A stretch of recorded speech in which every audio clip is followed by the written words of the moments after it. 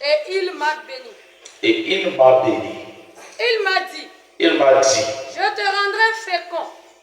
Écoutez bien la liste ou le répertoire des parts de nos héritages en tant que fils adoptif, en tant que fils héritier. Alors quand on parle de l'héritage céleste qui nous est dû, toi et moi, quoi et quoi sont impliqués dans cet héritage? Quoi et quoi sont impliqués dans cette gloire, dans cette bénédiction ou dans cette élévation? Tu dois connaître la liste des biens de ton Père.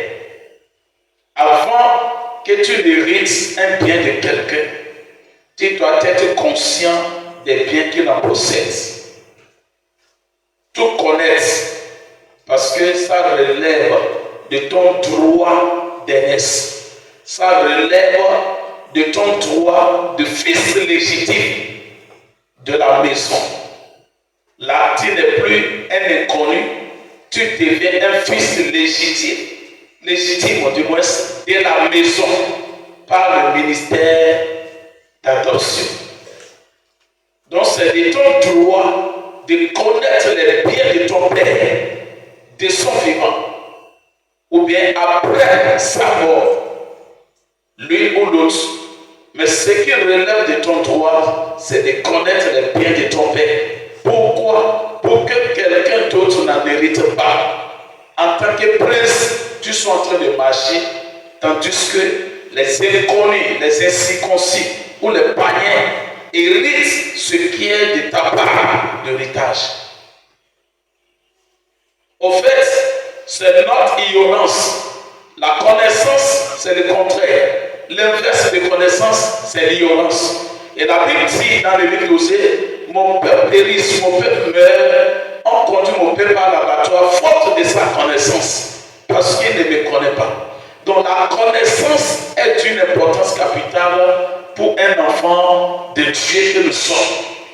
Tu dois connaître les biens de ton Père, les connaître un à un. C'est très important. Tu ne connais pas les biens de ton Père, tu dois pouvoir te renseigner. Mon Père, toi, juste pour annuler et effacer les traits d'ignorance concernant l'héritage. C'est très important.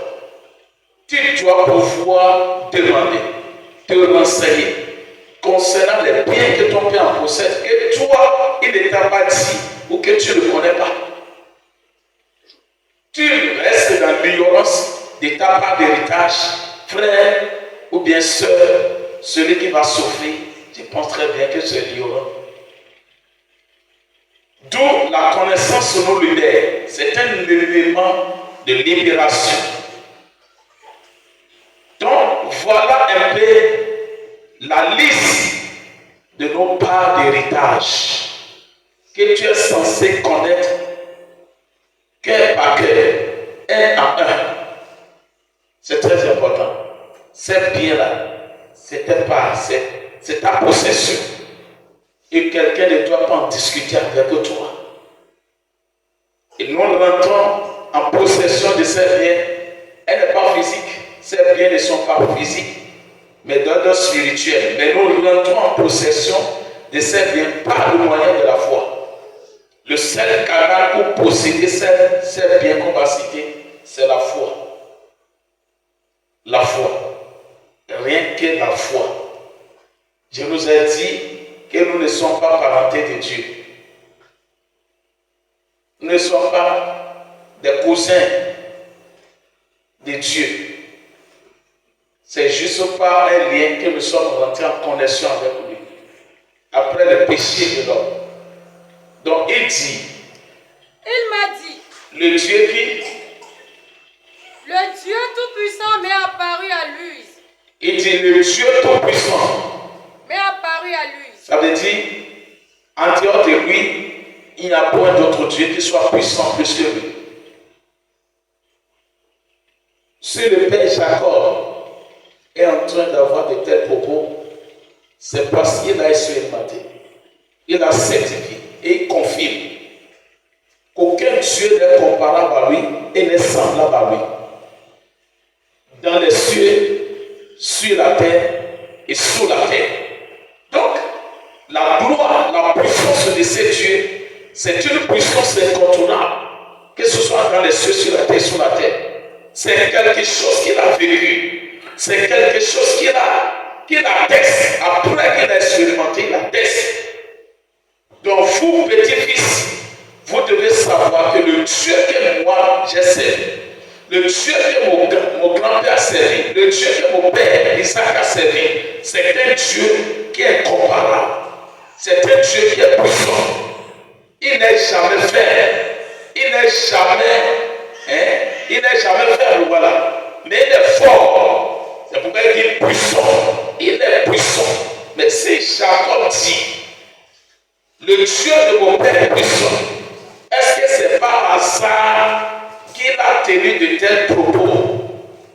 Non. C'est suite à une expérience qu'il a faite avec ce Dieu qu'il a de tels propos désormais. Il faut avoir par des expériences, faire des expériences avec certaines choses avant de pouvoir l'attester ou de confirmer ou confirmer la chose. Voilà, c'est comme ça, c'est comme ça, c'est comme ça. Tu n'as aucune part d'expérience, tu vas attester que c'est comme ça, comme ça, comme ça. Mais c'est faux. Il ne faut pas parler parce que tu as envie de parler. Alors si toi, en tant que fils héritier, tu te lèves et tu restes à quelque part, tu dis, le Dieu de nos pères puissant, le Dieu puissant et fort, dans les combats, c'est parce que tu l'as approuvé, tu l'as expérimenté et tu l'attestes, tu le confirmes par tes paroles qu'effectivement il est fort et puissant. Avec Dieu, il n'y a jamais d'hasard. Tout ce que nous disons avec Dieu doit être attesté, approuvé et confirmé. Il n'y a pas d'après-paix dans l'expérience que nous avons vécue avec Dieu.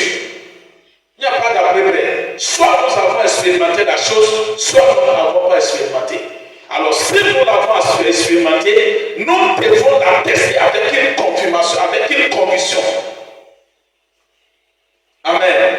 Et ça donne encore de foi. Ça fortifie encore. Ça devient au fait comme un témoignage qui fortifie la foi des faibles de d'autres personnes. Frère, ton témoignage doit pouvoir fortifier la foi de quelqu'un. C'est pourquoi en tant qu'enfant de Dieu, Dieu te fait quelque chose, tu ne témoignes pas, tu es ingrat. Au fait, quand on dit ingrat, ce n'est pas une suite.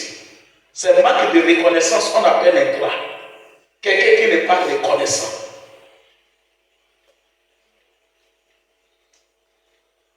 Amen. Donc il dit, le Dieu tout-puissant, il n'a pas dit, il dit, le Dieu tout-puissant, il n'a pas dit le Dieu puissant. Tout, dans tous les domaines, il est puissant. Quand on dit Dieu tout-puissant, ça veut dire que le Dieu qui se suffit lui-même, le Dieu qui se suffit dans tous les compartiments, dans tous les domaines, lui-même. Ça dit qu'il est fort dans tous les domaines. Il est puissant dans tous les domaines. C'est pourquoi il dit le Dieu tout puissant. Elle dit rien ne lui résiste. Rien ne s'oppose à son dessein. Quand tu prends une décision, ça dit rien ne peut jamais aller contre sa volonté. Aucune chose. Rien. Donc c'est pourquoi on l'appelle Dieu tout-puissant. Et il sera toujours puissant pour toi au nom de Jésus. S'il est pour Jacob, pour Abraham, pour Isaac, et que toi, par le ministère d'adoption, tu rentres dans cette lignée, ça veut dire qu'il le sera aussi pour toi au nom de Jésus. L'appeler le Dieu tout-puissant, ce n'est pas l'état que ça va s'arrêter. Le Dieu puissant qu'il est n'a pas de limite.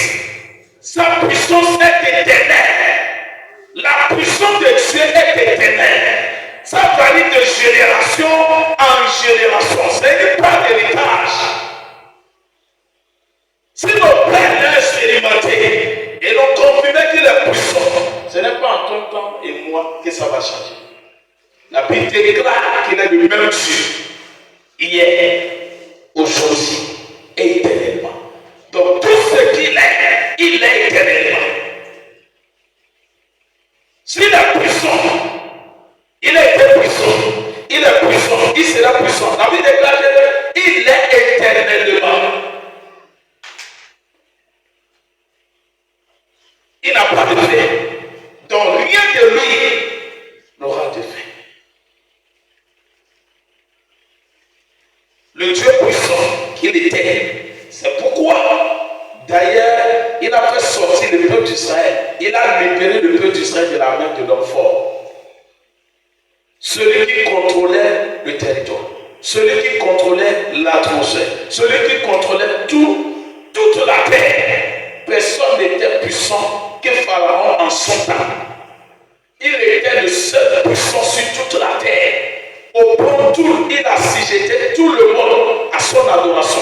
Il amenait tout le monde à son adoration. Il amenait tout le monde à l'adorer comme étant Dieu. Donc ça dit, il est arrivé, il est parvenu à un niveau où il s'égalait à Dieu. Sinon Dieu n'a pas besoin de déployer tant de puissance pour libérer le pays d'Israël de la main de Pharaon. Il n'en a pas besoin.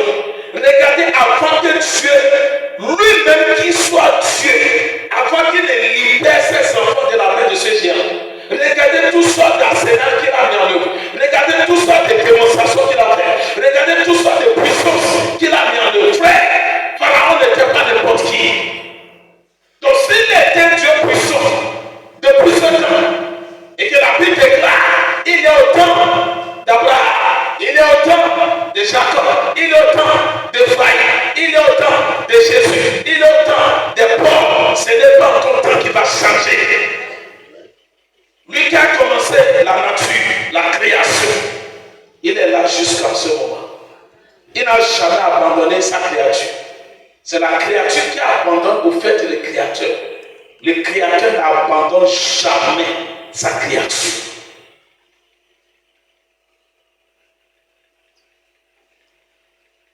Et ce qui fait que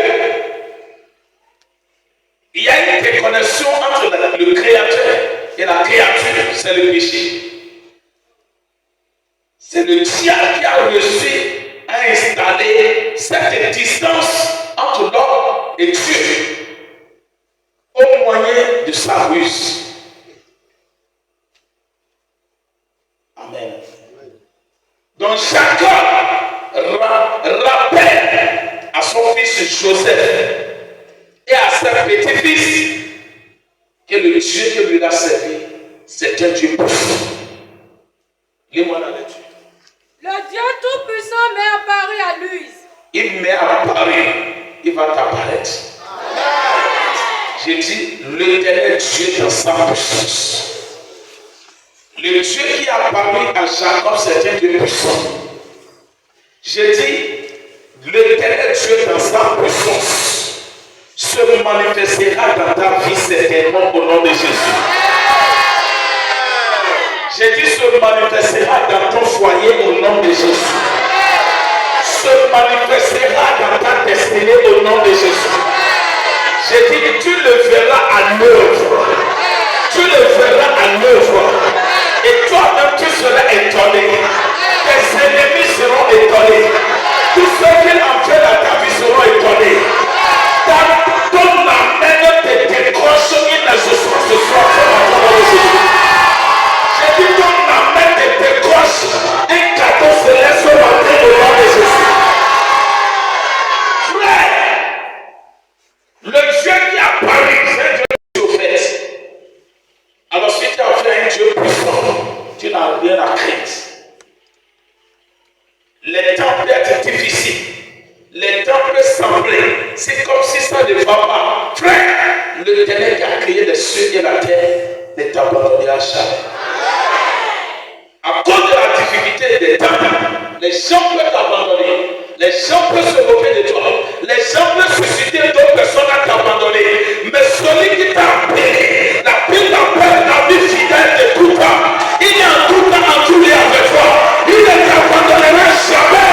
Tu dis Amen, c'est fort de Jésus. Les gens peuvent t'abandonner. Parce que ça semble être difficile, compliqué. Les gens aiment la facilité. Au fait, oui, personne n'est fait pour la souffrance. Mais juste, le temps change, l'homme change. C'est le temps qui change l'homme, au fait. Les réalités du temps, c'est elle qui change l'homme que nous sommes. Sinon, Dieu est inchangeable. Dieu a montré sa puissance à son serviteur.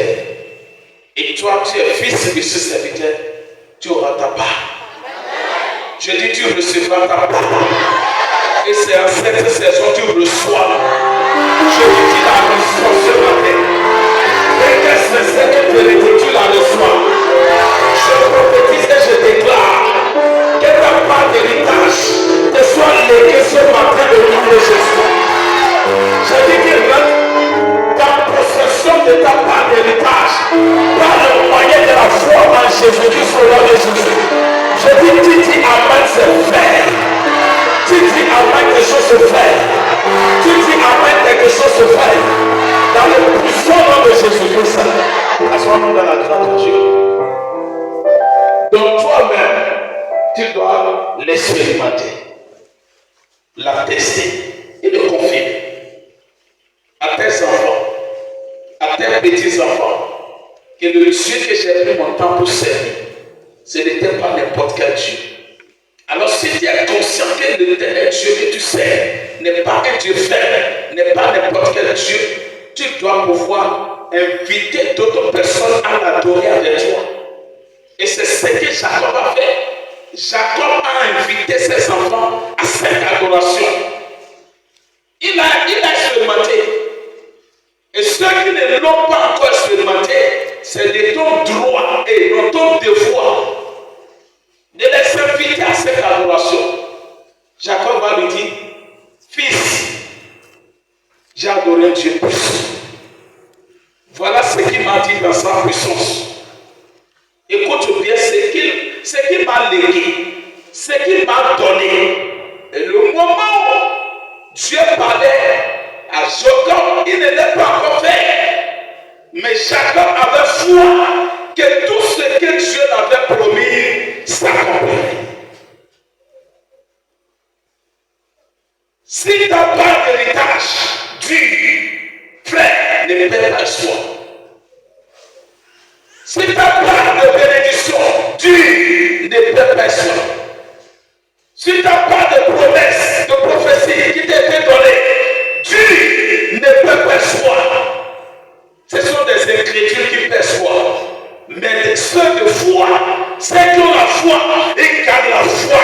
Et la foi est solide, ferme, inébranlable, jusqu'à l'obtention de la promesse. Telle soit ta portion de bataille, ce matin, et pour toujours dans les choses. J'ai dit ce matin, et pour toujours au nom de Jésus. Une fois qu'il prend en possession de l'héritage, une fois qu'il prend en possession de l'héritage, et ta joie sur la parole de Jésus. Une fois qu'il prend pour posséder l'héritage céleste, j'ai dit et ta joie sur la terre. Quand un meilleur amène et se fait de la vie. Si un amène et se fait de la vie. Si un meilleur amène et se fait. Dis-moi, mon père, donne-moi une foi.